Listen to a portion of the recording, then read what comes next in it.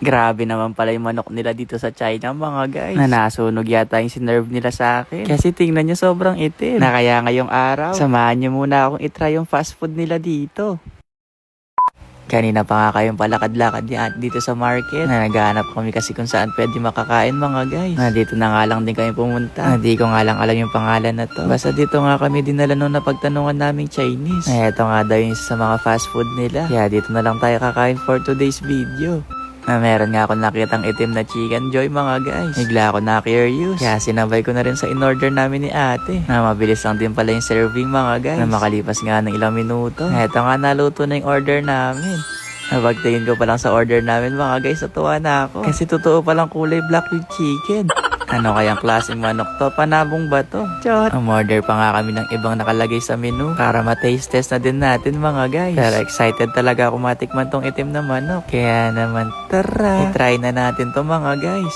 Na medyo malaki pala siya. Di naman siya amoy na sunog. Mabango din naman. Na ito palang isang chicken joy mga guys. Nasa 30 yuan siya. 240 pesos sa atin. Kaya sana masarap yung manok nila dito.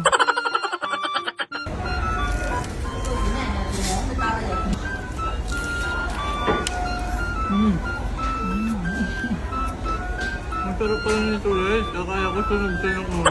Masarap siya mga guys. Eto ba yung sinasabi ng don't judge the book by its cover? Chot! Di. Sobrang malasa yung manok nila dito. Na malalasahan mo din. Na parang may nilagay silang tanglad mga guys. Na medyo malambot din. Na parang nakapagpasarap pa nga tong itim. Kaya 10/10 yun. Na next naman mga guys. Etong maliit na isda. Na nakita ko lang sa menu. Nakakala ko nga nung una chicken nuggets siya. Pero hindi pala mga guys. Fish nuggets pala siya. Chot! Hindi. Para siyang mochi na ginawang isda. Ay nasa loob mga guys. Munggo yata to. Na parang mochi lang din. Umorder din pala kami nung tarts nila dito. Na favorite ko rin kasi to mga guys. Kaya sabay na rin natin sa taste test. Masarap din yung tarts nila dito. Yun nga lang sobrang lambot. Pero okay na yun kesa sa matigas mga guys. Ay, next naman yung french fries nila. Ay napansin ko sa french fries nila dito mga guys. Medyo malalaki yung cut nila. Mataba ba yung french fries. Pero sa lasa, halos kapareho lang din nung sa atin. Lalo na kapag sinabayan pa nga ng ketchup.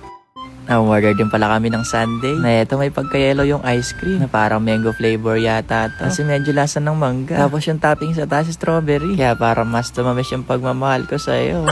Masarap naman siya mga guys. Yung nga lang medyo natamisan ako ng konti.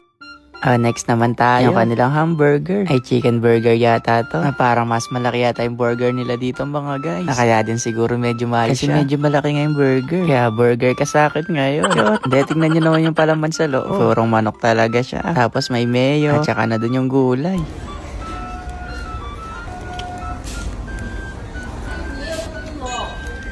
Masarap din yung burger nila dito mga guys. Yun nga lang nabitin ako sa sauce. Na gusto ko pa nga sana mag-request sa cashier. Kaso naubos na nga yung English ko dito.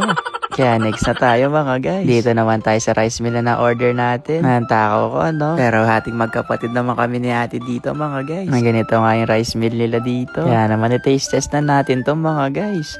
Ayun lasa nga nitong rice mill. Para ka lang din kumain ng chicken curry. Ayun pagkakaiba nga lang nito mga guys. Yung manok pinrito. Okay naman din to mga guys. Kaya naman pagkatapos makapag-taste test. Eto si ate naman. Sige na mga guys, hanggang dito na lang ha. Ayun lang. Bye-bye!